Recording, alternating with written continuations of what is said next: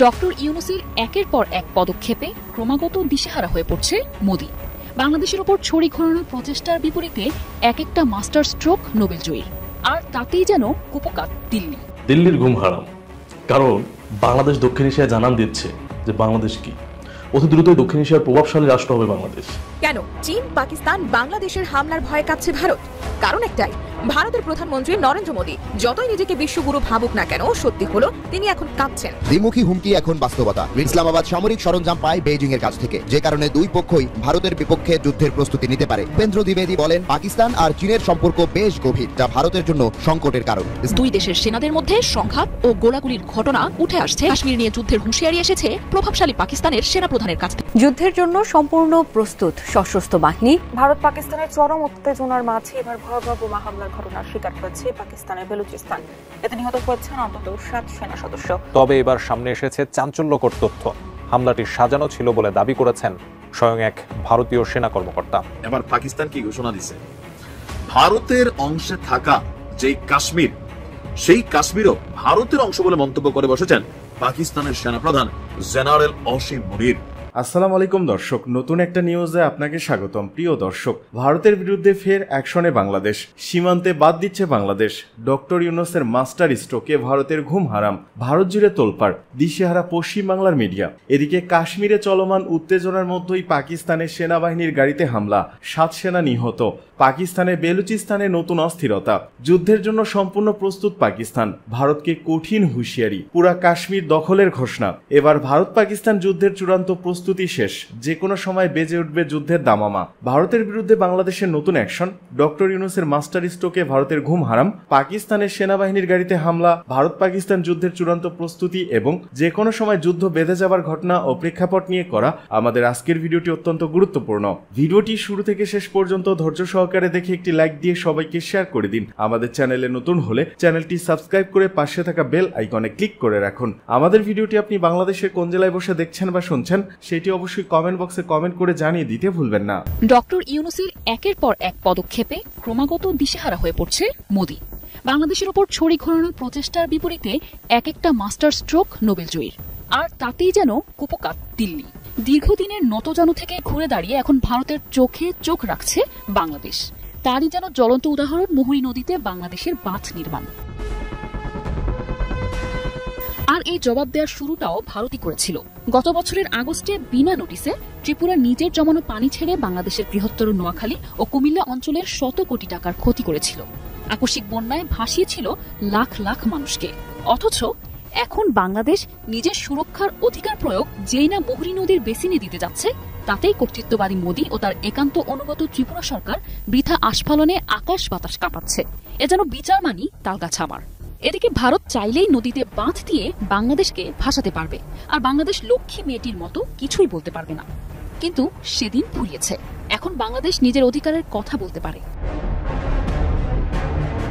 শেখ হাসিনার পতনের পর দক্ষিণ এশিয়ায় যে কূটনৈতিক আবহ বদলেছে তা আর ঢেকে রাখার উপায় নেই। বিশেষত প্রতিবেশী বাংলাদেশে অন্তর্বর্তী সরকার দায়িত্ব নেওয়ার পর থেকে নয়াদিল্লির কপালে যেন অদৃশ্য ভাঁজ পড়েছে। নতুন সরকার আত্মনির্ভরশীল নীতিতে আগাতে চাইলে প্রতিবেশী ভারত যেন সেটাকে নিয়েছে তার ব্যক্তিগত অপমান হিসেবে। তা না হলে মুহুরী নদীর তীরে বাংলাদেশ বাঁধ নির্মাণ করলেই ত্রিপুরা সরকারের এত অস্থিরতা কেন? জল এখনো আসেনি, বন্যাও হয়নি, অথচ ত্রিপুরা প্রশাসনের মনে জলজটের মতো ভয় থই থই করছে, যেন বাংলাদেশ বাঁধ নয় বুঝি রাজনৈতিক প্রতিশোধের প্রাচীর গড়ে তুলছে। বাংলাদেশকে বলা হয় নদীমাতৃক দেশ। এমন প্রাণবন্ত নদীর দেশ পৃথিবীতে খুব বেশি নেই। অথচ প্রকৃতির এমন আশীর্বাদকে বাংলাদেশের প্রতিবেশী ভারত গলা চেপে ধরে একের পর এক বাঁধ বসিয়েছে আন্তঃসীমান্ত নদীগুলোর উপর। এক একটি বাঁধ যেন এক একটি অভিশাপ এই অঞ্চলের মানুষের জন্য। তার উপর ভারতের দাদাগিরি তো আছেই। এদিকে মুহুরী নদীর তীরে বাংলাদেশ বড় সড়ো একটি বাঁধ নির্মাণ করছে শুনেই দক্ষিণ ত্রিপুরায় যেন মৌসুমী আতঙ্কের আগমন ঘটেছে। বর্ষার পানি নামলো কি না নামলো তার আগেই পানিতে ভেসে গেছে ত্রিপুরা সরকারের ঘুম। তাই তো তড়িঘড়ি করে পাঠানো হয়েছে উচ্চ পর্যায়ের পর্যবেক্ষণ মিশন। ত্রিপুরার আশঙ্কা এই বুঝি বাঁধের পানিতে বিলুনিয়া ডুবে যাচ্ছে। এদিকে ভারতের গণমাধ্যম এনডিটিভি জানিয়েছে, এই প্রকল্প ঘিরে ভারতীয় সীমান্তের জনপদে ছড়িয়ে পড়েছে গভীর উদ্বেগ। যেন বাংলাদেশ বাঁধ বানাচ্ছে না, বরং সুনামি ছাড়ছে সীমান্তে। অপরদিকে এনডিটিভি জানায়, বাঁধ নির্মাণের খবরে দক্ষিণ ত্রিপুরা সীমান্তে উদ্বেগ বেড়েছে, আর তাই জল পর্যালোচনা নয় বরং রাজনৈতিক বার্তা পৌঁছে দিতেই তড়িঘড়ি করে প্রতিনিধি দল পাঠিয়েছে ত্রিপুরা সরকার। তাদের আশঙ্কা এই বাঁধ বর্ষায় বন্যা ডেকে আনতে পারে, তবে পর্যবেক্ষকরা বলছেন এটি বরং অভ্যন্তরীণ অব্যবস্থাপনার দায় চাপানোর জন্য নতুন একটি ছুতো ছাড়া আর কিছুই নয়। প্রতিনিধি দলের নেতৃত্বে থাকা ত্রিপুরা পাবলিক ওয়ার্কার্স বিভাগের সচিব কিরণ গিত্তে জানিয়েছেন, ভারতও পাল্টা প্রতিরক্ষা ব্যবস্থা নিচ্ছে। অনেক বিশ্লেষক মনে করছেন, শেখ হাসিনার শাসনামলে ভারত যেভাবে অন্ধ সমর্থন পেয়েছে, এখন সেই প্রতাপের দিন শেষ হওয়ায় প্রতিবেশী বাংলাদেশ স্বাধীন সিদ্ধান্ত নিতেই ভারত অতিমাত্রায় প্রতিক্রিয়াশীল হয়ে উঠেছে। বাংলা প্রবাদে যাকে বলে তেলে বেগুনে জ্বলে ওঠা। ভারত পাকিস্তানের চরম উত্তেজনার মাঝে এবার ভয়াবহ বোমা হামলার ঘটনার শিকার হয়েছে পাকিস্তানের বেলুচিস্তান। এতে নিহত হয়েছেন অন্তত 7 সেনা সদস্য। শুক্রবার এই হামলার দায় স্বীকার করেনি কোন সশস্ত্র গোষ্ঠী। অঞ্চলটির স্থানীয় পুলিশ জানিয়েছে, কোয়েটার কাছে একটি ব্যস্ত রাস্তায় সেনাবাহিনীর একটি গাড়ি লক্ষ্য করে এই বিস্ফোরণ ঘটানো হয়। এতে কয়েকজন সেনা নিহত এবং কয়েকজন গুরুতর আহত হয়েছেন। আহতদের স্থানীয় হাসপাতালে ভর্তি করা হয়েছে। বিস্ফোরণের তীব্রতার কারণে ক্ষতিগ্রস্ত হয়েছে আশেপাশের দোকানপাট ও গাড়ি। এই হামলার তীব্র নিন্দা জানিয়েছেন, দোষীদের বিরুদ্ধে কঠোর পদক্ষেপ নেওয়ার হুঁশিয়ারি দিয়েছেন পাকিস্তানের স্বরাষ্ট্রমন্ত্রী মহসেন নকভি। নিশ্চিদ্র এক সন্ধ্যা, নয়াদিল্লির রাষ্ট্রপতি ভবনের অলিন্দে হেঁটে বেড়াচ্ছেন নরেন্দ্র মোদী, সঙ্গে তার জাতীয় নিরাপত্তা উপদেষ্টা। গভীর মুখ, চাপা উত্তেজনা। ঠিক একই সময়ে ইসলামাবাদের প্রধানমন্ত্রী ভবনে শেহবাজ শরীফ চুপচাপ তাকিয়ে আছেন দূরের পাহাড়ে ডুবে যাওয়া সূর্যের দিকে। দুই শহরে দুই দিগন্ত, কিন্তু সংকট একটাই, যুদ্ধ আসছে কি? এই উত্তপ্ত বাস্তবতার মাঝখানে দাঁড়িয়ে রয়েছে ঢাকা, প্রফেসর ইউনূস। কূটনৈতিক মানচিত্রে ছোট একটি বিন্দু, কিন্তু আজ দক্ষিণ এশিয়ার ভূ রাজনীতির সবচেয়ে গুরুত্বপূর্ণ পয়েন্ট। এক পাশে ভারতের ক্রমাগত চাপ, তুমি আমাদের পাশে থাকবে নাকি পাকিস্তানের? অন্য পাশে পাকিস্তানের শীতল কিন্তু স্বস্তিদায়ক আহ্বান, চলো পুরনো তিক্ততা ভুলে এক নতুন অধ্যায় লিখি। 2025 সালের এই পর্যায়ে এসে বাংলাদেশের পররাষ্ট্রনীতি আর নিরপেক্ষ নয়, বরং নির্ণায়ক। শেখ হাসিনার পতনের পর যারা ভেবেছিল ঢাকা আবার দিল্লির ছায়ায় ফিরবে, তারা চমকে গেছে। কারণ নতুন সরকারের মেড ইন ঢাকা ব্র্যান্ড চালু করে দিয়েছে এক নতুন ধরনের পররাষ্ট্রনীতি, যেখানে ভারত, চীন, পাকিস্তান, এমনকি রাশিয়ার সঙ্গেও সমান দূরত্ব আর সমান ঘনিষ্ঠতার এক কৌশলগত খেলা শুরু হয়েছে। বেইজিং এর সঙ্গে সামরিক প্রশিক্ষণ চুক্তি, তুরস্কের সঙ্গে ড্রোন প্রযুক্তি বিনিময় আর ইরানের সঙ্গে চট্টগ্রাম বন্দরের নতুন ডেভেলপমেন্ট প্রজেক্ট, সব মিলে বাংলাদেশ নিজেকে এক স্ট্র্যাটেজিক প্লেয়ার হিসেবে প্রতিষ্ঠা করতে চাইছে। কিন্তু এই মুহূর্তে সবচেয়ে স্পর্শকাতর বিষয় পাকিস্তান। কাশ্মীরের পেহেলগ্রামে একটি ভয়াবহ সন্ত্রাসী হামলায় 26 জন ভারতীয় নাগরিক নিহত হন। ভারত সরাসরি এর দায় চাপায় পাকিস্তানের ওপর। প্রধানমন্ত্রী নরেন্দ্র মোদী বলেন, এই রক্তপাতের জবাব অবশ্যই দিতে হবে। দিল্লির টিভি স্টুডিওগুলোতে উত্তেজনা, পাকিস্তানকে শিক্ষা দিতে হবে। ভারতীয় সেনাবাহিনীর সীমান্তে মোতায়েন, যুদ্ধজাহাজের সতর্কতা, মিডিয়ার উন্মত্ততা, সবকিছু মিলিয়ে মনে হচ্ছে 1999 বা 2019 আবার ফিরে এসেছে। এই পরিস্থিতিতে বাংলাদেশ যদি পাকিস্তানের সঙ্গে বন্ধুত্বপূর্ণ সম্পর্ক রাখে, তাহলে কি ভারত তাকে শত্রুপক্ষ মনে করবে? দিল্লি সাফ জানিয়ে দিয়েছে, বাংলাদেশ আমাদের বন্ধু হলে পাকিস্তানের সঙ্গে ঘনিষ্ঠতা রাখা চলবে না। কিন্তু ঢাকা বলছে ভিন্ন কথা, আমাদের বন্ধুত্ব হবে আমাদের শর্তে, তোমাদের শর্তে নয়। দ্য হিন্দু, ডন ও বিবিসি এর প্রতিবেদনে দেখা যাচ্ছে, ভারত পাকিস্তান যুদ্ধ হলে দক্ষিণ এশিয়ার সবচেয়ে কঠিন কূটনৈতিক সিদ্ধান্ত নিতে হবে বাংলাদেশকে। নিরপেক্ষ বিশ্লেষকরা বলছেন, বাংলাদেশ যদি নিরপেক্ষ থাকে তবু ভারত তা সন্দেহের চোখে দেখবে, কিন্তু পাকিস্তানের সঙ্গে সামান্য ঘনিষ্ঠতাও ভারতকে অস্থির করে তুলবে। দ্য হিন্দু মন্তব্য করেছে, বাংলাদেশ এখন কেবল ভারত পাকিস্তানের মাঝে নয়, বরং চীন ও যুক্তরাষ্ট্রের মধ্যকার কৌশলগত ভারসাম্যেরও কেন্দ্রবিন্দু। অন্যদিকে এশিয়া টাইম লিখছে, ঢাকা এখন দক্ষিণ এশিয়ার সম্ভাব্য পিস ব্রোকার, কিন্তু যে কোনো ভুল সিদ্ধান্তে সে নিজেই সংঘর্ষের কেন্দ্রে পরিণত হতে পারে। এই কূটনৈতিক নাটকে দুই নায়ক, নরেন্দ্র মোদী ও শেহবাজ শরীফ। মোদী চায় দক্ষিণ এশিয়ায় একমুখী নেতৃত্ব, যেখানে ছোট দেশগুলো শুধু অনুসরণ করবে। শেহবাজ চাইছেন এক ভারসাম্যমূলক ব্যবস্থাপনা, যেখানে ভারতের আধিপত্যকে চ্যালেঞ্জ জানিয়ে পাকিস্তানও হবে সমান অংশীদার। এই প্রেক্ষাপটে শেহবাজ শরীফ ঢাকা প্রফেসর ইউনূসের উদ্দেশ্যে বার্তা পাঠান, এসো এক নতুন মুসলিম দক্ষিণ এশিয়া গড়ি।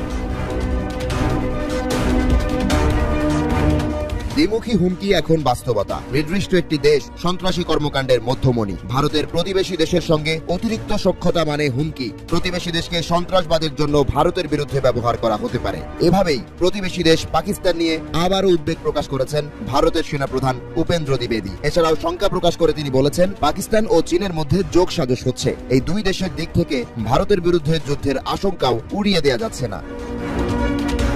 নয়াদিল্লিতে ইন্ডিয়া টুডে কনক্লেভের এক অধিবেশনে চীন ও পাকিস্তানের মধ্যে সম্পর্কের বিষয়ে কথা বলার সময় বাংলাদেশ প্রসঙ্গে কথা বলেন তিনি। অধিবেশনে সেনাপ্রধান ভবিষ্যতের জন্য সেনাবাহিনীর প্রস্তুতি, চলমান সংঘর্ষ থেকে শিক্ষণীয় বিষয়, বাংলাদেশের পাশাপাশি line of actual control LAC ও লাইন অফ কন্ট্রোল LOC এর পরিস্থিতি নিয়ে নানা প্রশ্নের উত্তর দেন। উপেন্দ্র দ্বিবেদী বলেন, পাকিস্তান আর চীনের সম্পর্ক বেশ গভীর, যা ভারতের জন্য সংকটের কারণ। ইসলামাবাদ সামরিক সরঞ্জাম পায় বেইজিং এর কাছ থেকে, যে কারণে দুই পক্ষই ভারতের বিপক্ষে যুদ্ধের প্রস্তুতি নিতে পারে। কাশ্মীর সীমান্তে পাকিস্তানি অনুপ্রবেশের ঘটনায় তিনি বলেন, কাশ্মীরে সন্ত্রাসী কার্যক্রম আরও বাড়বে।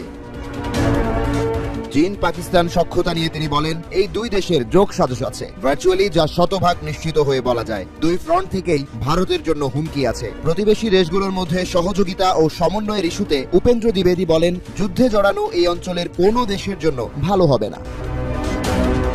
পাকিস্তান থেকে অনুপ্রবেশ নিয়ে উদ্বেগ প্রকাশ করে ভারতীয় সেনাপ্রধান বলেন, গেল বছরে কাশ্মীরে যে সন্ত্রাসীদের হত্যা করা হয়েছে তাদের 60% পাকিস্তানের নাগরিক। প্রতিবেশী এই দেশের কারণে ভারতকে সবসময় হুমকির মুখে থাকতে হচ্ছে। সম্ভবত একেই বলে যে কেঁচু কি বলো, কেঁচু করতে গিয়ে সাপ বের হলো না, মানে কেঁচুরে গুতা দিয়ে মানে ফানক সাপ বের করে আনছে।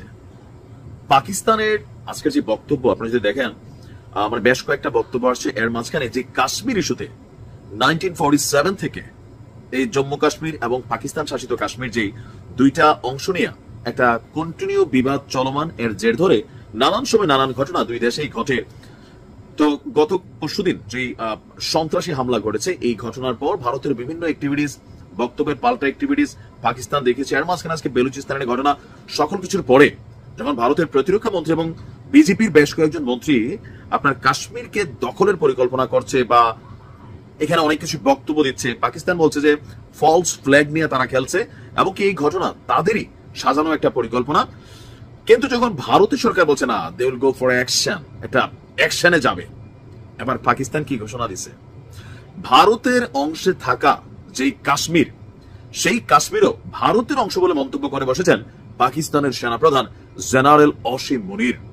আপনার আজাদ কাশ্মীরের রাজধানী মুজাফফরবাদে তিনি গিয়েছিলেন। তিনি বলছেন যে ভারতের জম্মু কাশ্মীরের মানুষ পাকিস্তানে যোগ দিতে যে লড়াই করছে, সেটিতে তারা সবসময় সমর্থন দিয়ে যাবেন এবং একদিন অবশ্যই পুরো কাশ্মীর পাকিস্তানের অংশ হবে।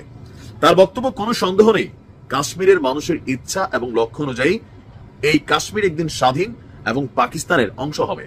তার বক্তব্য, পাকিস্তানের বিরুদ্ধে যারা শক্তি প্রয়োগ করবে তাদের বিরুদ্ধেও তারা পাল্টা শক্তি প্রয়োগ করবে এবং পাকিস্তানের সার্বভৌমত্ব, অখণ্ডতাকে যে কোনো মূল্যে রক্ষা করবেন।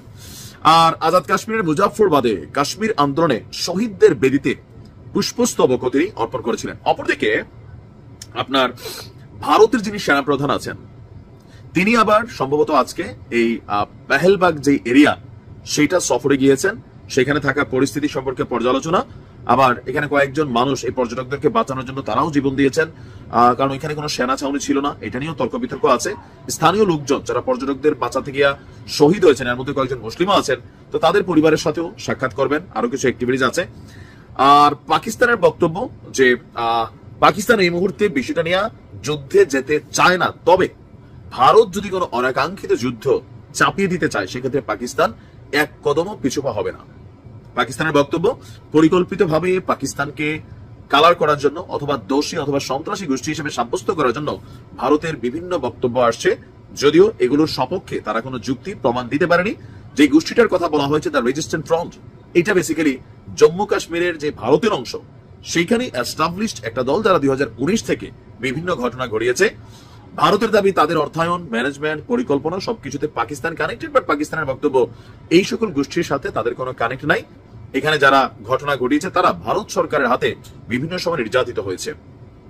এখন কি ঘটবে, যুদ্ধ ঘটবে, তবে আমার মনে হয় না কূটনৈতিকভাবে বিষয়টা সমাধান হবে, কারণ দুই দেশের কেউই যদি যুদ্ধে জড়ায়, দুটো দেশের অস্তিত্ব নিয়ে সংকট তৈরি হবে। ভারত পাকিস্তান উত্তেজনা, মধ্যস্থতার প্রস্তাব দিল ইরান।